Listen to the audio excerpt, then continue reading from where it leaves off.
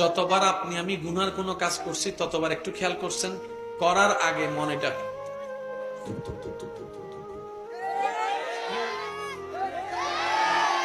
আর একটু জোরে, কিরে মন তুই এমন করস কেন? রব তোর সাথে কথা বলবে না, কিন্তু রব চায় কোন বান্দা যেন জাহান্নামে না যায়।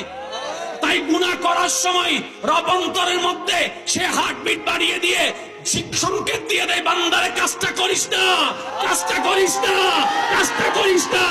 জমিনটা আমার, তোর দেহটা আমার দেওয়া, তোর হায়াতটা আমার দেওয়া, তোর ইজ্জত আমার দেওয়া, তোর রিজিক আমার দেওয়া, বান্দারে কাজটা করিস না। আমরা এত নাফরমান, এত সংকেত আসার পরও কাজটা করে ফেলি। কথা বলেন ঠিক কিনা? রব কেমন দয়াবান, দেখছে আমরা করছি তারপরও সেটা গোপন করে রাখে।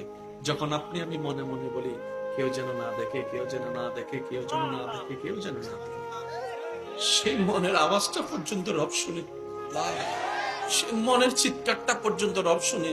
ফেরেশতা বলে, মওলা তোমার জমিনে দাঁড়িয়ে তোমার হুকুম অমান্য করছে, দেখো কত বড় বেয়াদবি করছে। আল্লাহ প্রকাশটা করাই দি, বাবার কাছে ধরা খাওয়াই দি, মার কাছে ধরা খাওয়াই দি, বন্ধুর কাছে ধরা খাওয়াই দি, বান্ধবীর কাছে ধরা খাওয়াই দি, বোনের কাছে ধরা খাওয়াই দি। রব বলে যে না, এই কাজটা করিও না, কারণ বান্দাটা তো আমার, বান্দাটা তো আমার, সে তো ইজ্জত হারা হয়ে যাবে, সে তো লাঞ্ছিত হয়ে যাবে। আর আমি কারো দোষ গোপন জিনিস প্রকাশ করা আমি আল্লাহ পছন্দ করি না। আমি অপেক্ষা করি আমার বান্দা ভুল করুক আর যাই করুক, তওবা তো করবে আমার কাছে একদিন, আমার কাছে ক্ষমা তো চাইবে।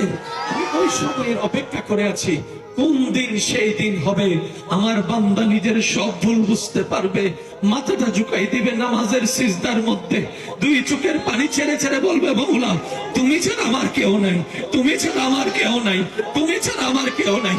রহমান তুমি, রহিম তুমি, গফফার তুমি, সত্তার তুমি, খালিক তুমি, মালিক তুমি।